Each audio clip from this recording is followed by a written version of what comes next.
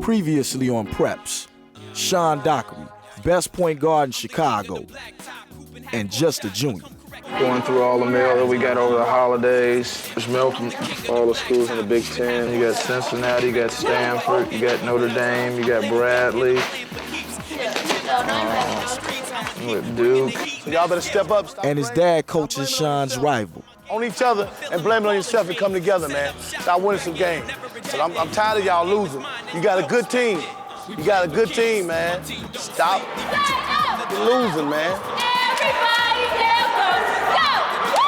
A high school game brings a grown man to tears. Like I said, I don't think I've never a father and son ever played against each other in the high school level.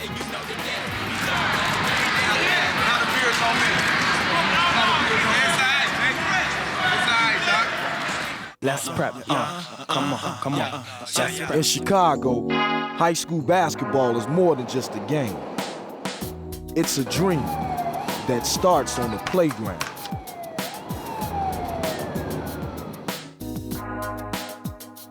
Where you can carve a path to glory.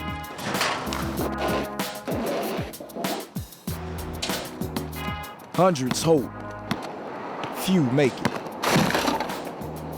These are their stories.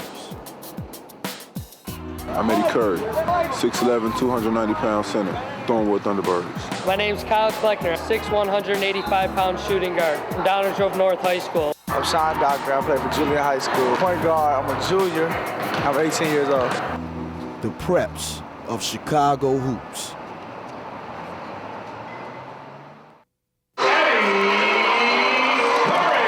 A couple of years ago, they started calling him Baby Shaq. But my man ain't no baby. Say hello to Eddy Curry. 6 feet 11 inches, 300 pounds. He's a monster.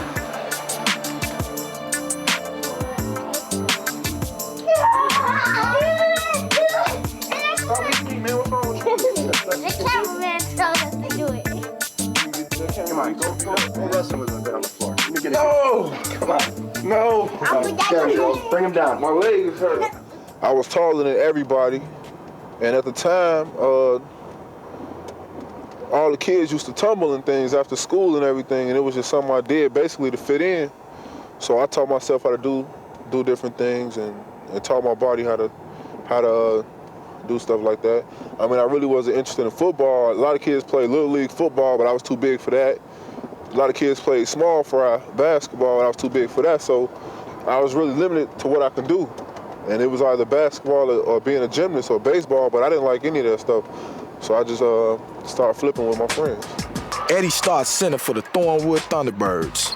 He's only 18 and could be a top pick in the lottery next year. Minimum salary of $3 million. Got this one like sophomore year, The Truth. And I took that off for, I think it was A Few Good Men. I mean, I took it off from when he said, you couldn't handle the truth. That's what I try to play like that, like people can't handle me or whatever. I got this sophomore year when I started going with my girlfriend. It says Corey. And I don't know. I just got that when I started going. It's beast. It says Beast Among Men. It's a gargoyle standing on top of a basketball. And it pretty much speaks for itself. When I'm on the court, it feels like I'm the beast, and I'm just playing against men.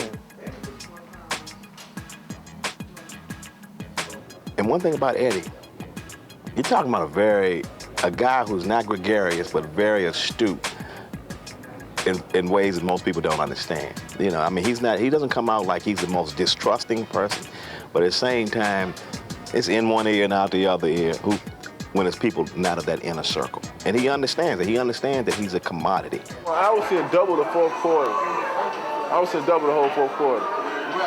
Eddy's boys are Jason Strait and Najib Eccles, two of the top high school ball players in the state. We first actually talked to him about playing on our AAU team when we went, me, Stan, and Jason went to his house. And we thought he was a punk because he was on the floor playing with a choo-choo train. And he was like 6'9", hugged under his mama.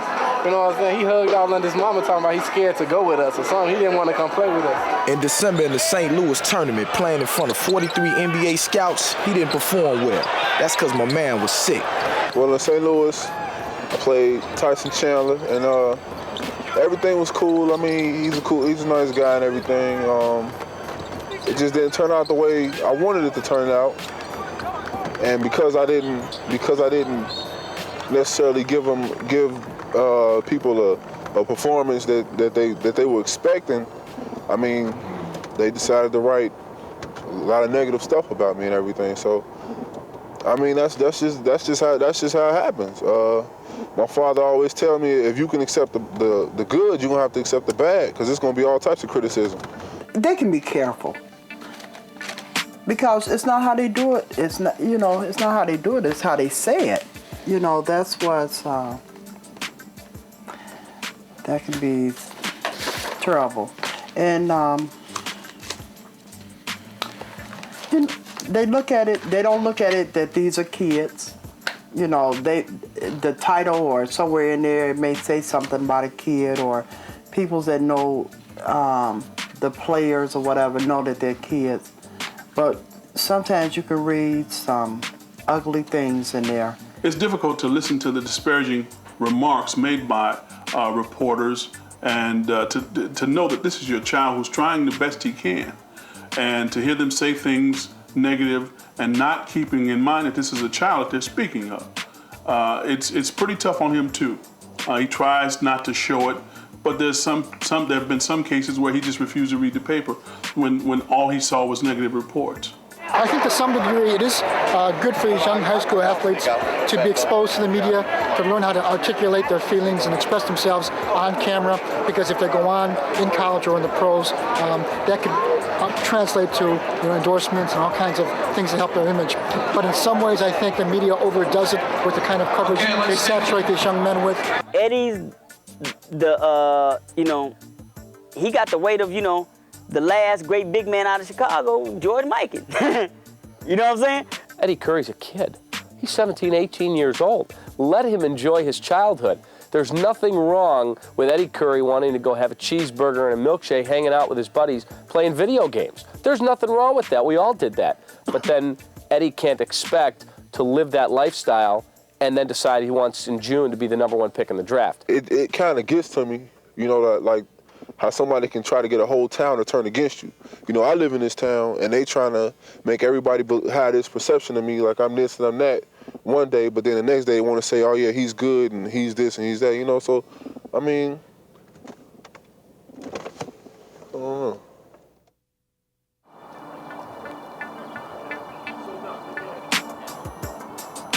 Now, we didn't mind him getting earrings, but we told him he could only have an earring after he was 16. Of course, he didn't wait. I think he pierced his ear himself. I did both of them once. He pierced both ears. It was quite painful. I listened to people said you can get some ice and then stick a needle through or whatever. And that's what I did, stuck a needle through my ear. I think one of them swelled up on me though. And I was kind of scared it was gonna get infected. So I take my earring out for a while. Then they told me I could only get one. And I tried to trick them into thinking I only had one. No, I think how they found out I had an earring was I went to Disney World and they drew a picture of me, and I left my earring and they drew a picture of me with my earring in.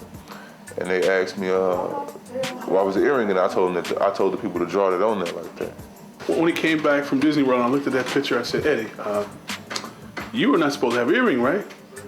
I said, he said, no. He said, I don't have an earring, because by that time he'd taken them out of his ears.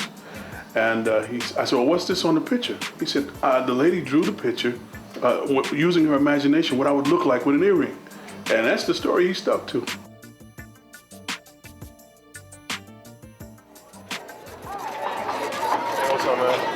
No matter where he goes, someone like Eddy always casts a big shadow. Before his big sister's surprise party, he'll take a back seat. Don't do that no more. Come in here. I done walked in and out of here, looking at tables. I'm thinking they lied to me. We celebrating my sister's birthday.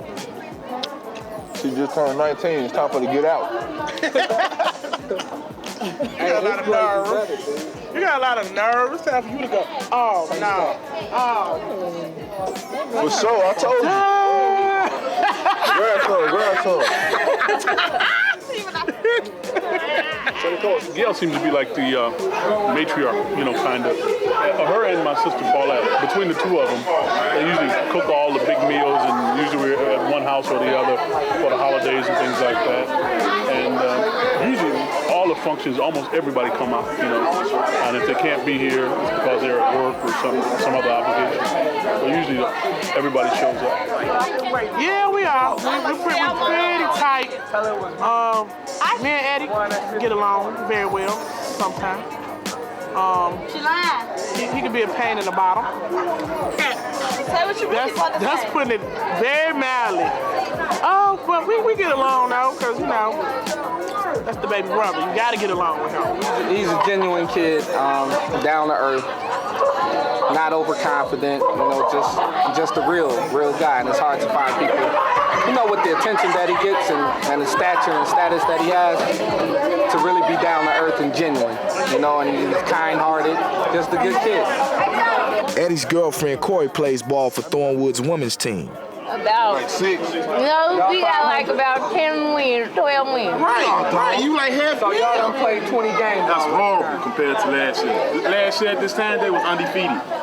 No, we wasn't. Yes, y'all was. That was cold last year. You're right. I know I'm right, Corey. She got a little game on her. Go sit down somewhere. She can shoot real good. She can dribble real good. When her coach ain't trying to play her, but I don't know. This summer I beat him. He was so mad. Yes, I did. This summer I beat him. We was at the gym playing, and it was like, what we go to, like 24 or something, and he kept on. We kept on fouling each other. So he scored. So I scored, and he said it didn't count, because if it would have counted, I would have won. So he gave it to me again, and then I scored, and then I won. He was so mad, and then he called his friend Najib and told him that I won, or it was Jason or Najib, and he told him that I beat him. But I did beat him one time this summer. But after that, we never played. We play horse a lot, but I always beat him at that too. So I can't believe it. Lie about it. Just tell me next time, don't mention it, and I won't say nothing about it. You lying. It's not good to lie, Corey. I don't say nothing else about it. Because you know you want something. I mean, I could say if I beat you all the time, but I don't. It was just one time the song was like. It was one time the song was a new play. Don't ever play me again. And if I do, oh, but I couldn't dunk in that game, could I? You told me no dunking. I had to shoot all jump shots. we had to make it better. So you couldn't grab me because I kept stealing the ball. I had like 8 steals. And don't say I ain't had that many steals. I had so many steals that Eddie, you just can't dribble around. You too big. Happy birthday to you. Happy birthday, dear Cookie Joe. Happy birthday to you. No, I mean I'm just like any other kid. I really think that this is kind of early to know exactly what I want to do with the rest of my life. I mean, but like for the time being, it's a very good chance that I might go to the NBA and might make a career out of it. So I'm trying to work hard at that because that seems to be the way that I'm heading. But at the same time, I'm keeping my grades up and making sure that I take the right classes and I'm make sure that I get a high school degree and everything, to where if I don't play basketball in the NBA and it's not my career, that I still have something to do. Every time Eddie steps on the court, all eyes on him. He knows it too. Pro scouts, college scouts, sneaker sponsors, summer league coaches.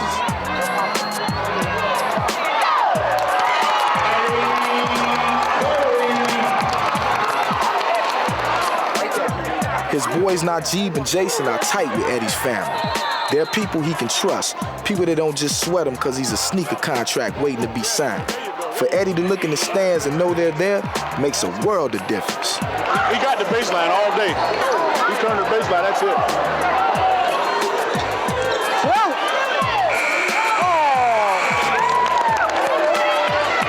Can't stop it.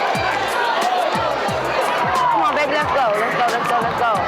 Let's go, get out of there! I think he's a very versatile player. He's very agile. He's a powerful player. He has a soft touch.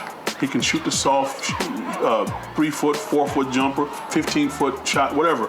He's got a fadeaway jump shot. I've seen him go from the outside. He can take a person off the dribble, you know, and go like that. He's got a drop step. So he's a complete package.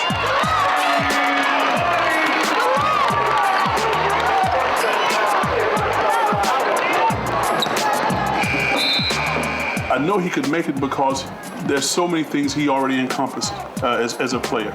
And there's a few things he may need to hone when he gets to the next level, whether it's college or NBA.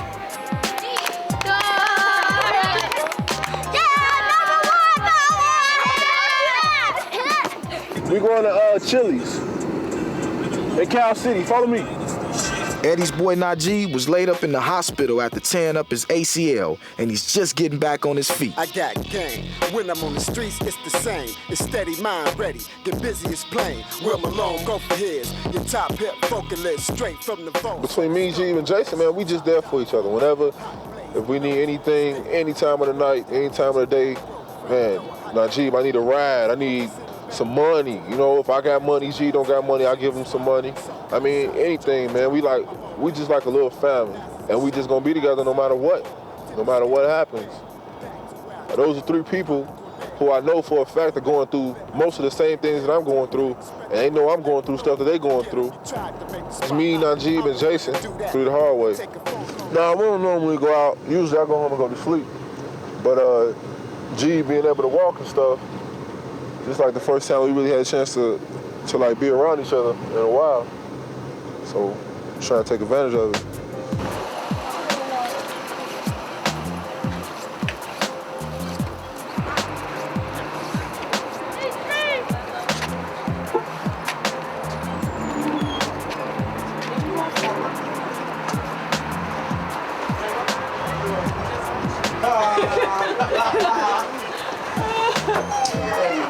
What this man doing over there? Oh, somebody told us. Who you with? My girl, man, we can't be in shit. We gonna go to Hooters. I'm gonna go to Chili. I'm like, whatever, yo. Even though Eddy is a future NBA star, the boy still has to wait in line for a table. Show the big man some respect, will you? I told you. Auntie. Oh, yeah. Yeah. Like, I ain't paying. So what Uncle Eddy? Nobody sitting down. They said like 30 minutes. 30 minutes. Look at all of you. 30 minutes. Dang, man, ain't nobody sitting nowhere, man.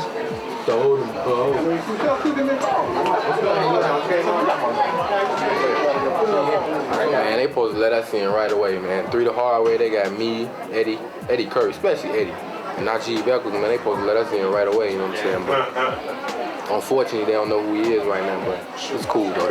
They know. If they don't know now, they'll know in a couple more years, you know what I'm saying? We won't have this problem no more. Say it like you mean it. Jay Straight. All right. Jay Straight gave me all my ball handling skills. And Lil Corey. Lil Corey, say it like you mean it, man, because you ain't really saying it like, you know what I'm saying, like you supposed to be saying it. But I'm cool, though. I stole them from him. I stole all his moves. I stole all of them. They still everyone. The brand new Sham guy that you made.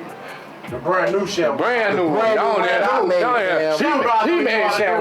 Sham guy don't know nothing about it. Yeah, huh? Sham guy don't even know nothing about it. Brand new Sham guy. I ain't did it in about 8 months, but I've been out for a minute. I've been out for a long time.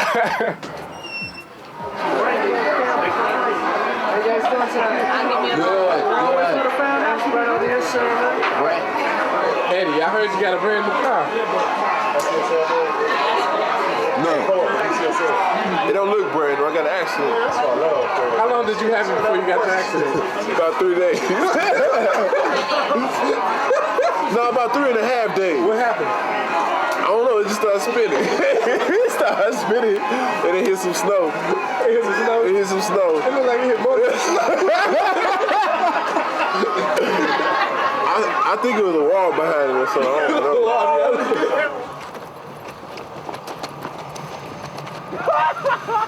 know. When we was all 17, bet none of us treasured these moments, right? In 10 years, Eddie will give a hot meal to be back at Chili's with his homies, clowning around being young. But they got school tomorrow, 7 a.m. sharp. So go get some sleep, boys, before y'all wake up from a dream of times like these. Peace. Coming up on Preps, what it's like to go up against Eddy Curry. People think, we're going to probably get blown out down there, but, I think it'll be a challenge for them. Now, you cannot be intimidated by Curry. 6'11", Eddy Curry. And one of Eddie's best friends, Jason Strait, takes us on a wild walk through Chicago's South Side. Game is mine and you will respect it. South State and Federal, Robert Taylor home. Crazy down here, you know what I'm saying?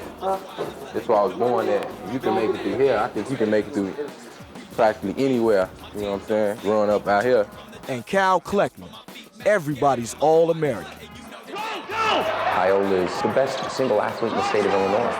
That's pretty much every kid's dream, playing high school sports just to make it downstate. Kyle is the big man on campus, definitely. To start in 3 sports and to star in 3 sports, that's an awesome task. Next time on Preps. I'm the king of the black top, hooping half-court shots. I come correct, your stats are whack compared to points that I drop. I play to win, and I'm playing for keeps. In the gym, of 21 on the streets, I'ma keep bringing the heat, mad skill. My squad runs circles around your team. I'm keeping my game tight and fulfilling my ballin' dreams. Set up shop, correct it, never reject it. The ball game is mine, and you will respect it. We play for keeps, my team don't sleep. Leave you choking from the dust that propels from my feet, mad skill. My squad is letting you know the deal. We got mad game for real. We play for keeps. My team don't sleep. Leave you choking from the dust that propels